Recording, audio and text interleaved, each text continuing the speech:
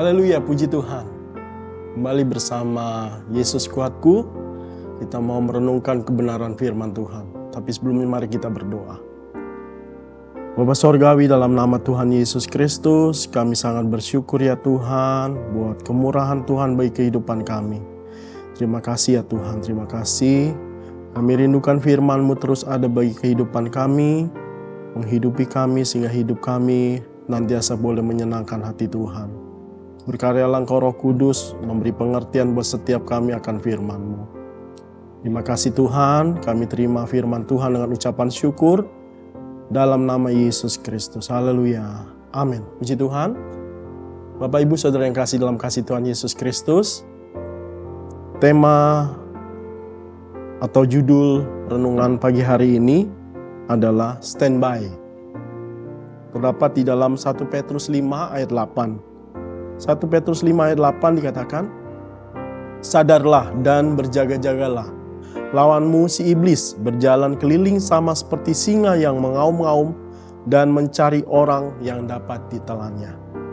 Bapak Ibu Saudara yang kasih dalam kasih Tuhan Yesus Kristus, ayat ini adalah peringatan keras bagi orang percaya untuk hidup waspada secara rohani, karena iblis aktif mencari kesempatan untuk menjatuhkan dan membinasakan umat percaya.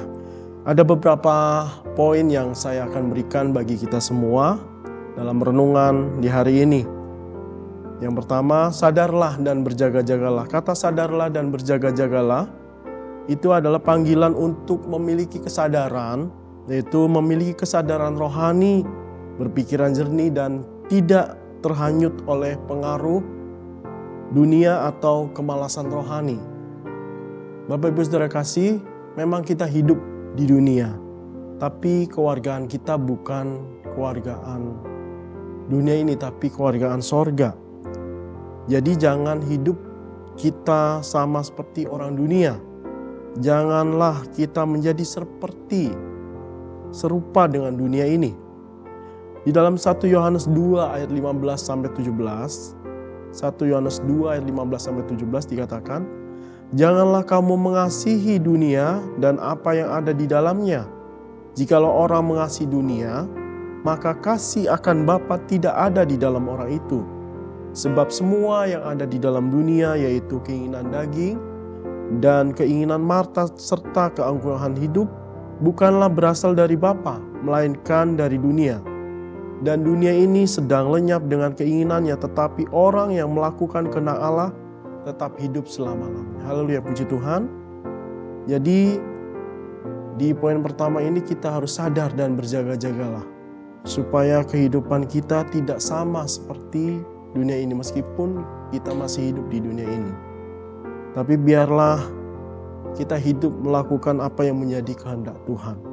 Poin yang kedua, ada kata musuh yang nyata, yaitu iblis, yang digambarkan sebagai lawan yang nyata, aktif, yaitu berjalan keliling dan berbahaya.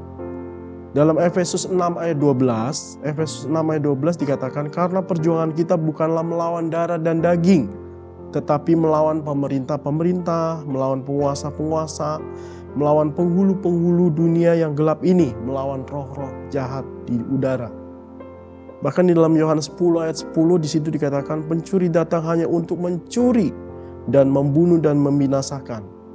Tapi aku datang supaya mereka mempunyai hidup dan mempunyai dalam segala kelimpahan. Jadi iblis ini kerjaannya hanya ingin mencuri hati kita supaya hidup kita mengikuti kemauan iblis. Lalu membunuh, mematikan kerohanian kita, supaya kita menjadi orang-orang yang menjadi tawar hati, menjadi orang-orang yang putus asa, kecewa, mengikut Tuhan, lalu meninggalkan Tuhan. Dan akhirnya kita binasa. Kita mengikuti masa depan iblis yang ada di neraka. Jadi poin yang kedua ini, bahwa musuh yang nyata kita adalah iblis, yang selalu berbahaya bagi kehidupan kita anak-anak Tuhan. Bahkan di dalam 2 Korintus 11 ayat 14 dikatakan, hal itu tidak usah mengherankan, sebab iblis pun menyamar sebagai malaikat terang. iblis menyamar sebagai malaikat terang. Baik, lebih lanjut, poin yang selanjutnya, di situ ada kata seperti singa yang mengaum. Ini menggambarkan kekuatan, keganasan, dan upaya iblis untuk mengintimidasi serta mencari mangsa yang lemah. Untuk itu, Bapak Ibu Saudara kasih, jangan jadi lemah. Iblis berusaha membuat kita orang percaya putus asa supaya kita meninggalkan iman kita. Jadi jangan kita menjadi lemah.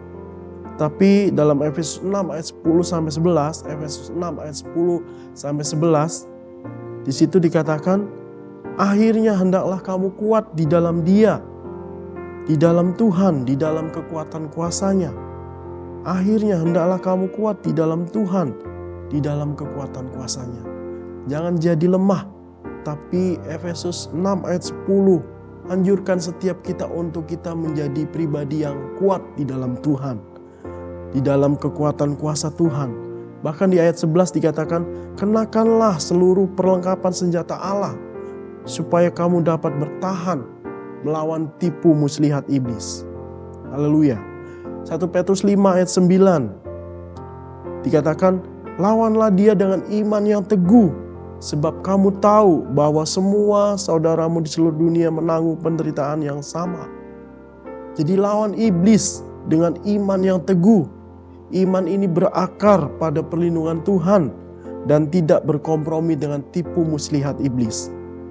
Sehingga janji Allah di dalam ayat 10, 1 Petrus 5 ayat 10 dikatakan, dan Allah sumber segala kasih karunia yang telah memanggil kamu dalam Kristus kepada kemuliaan yang kekal akan melengkapi, meneguhkan, menguatkan, dan mengokohkan kamu sesudah kamu menderita sekian lamanya.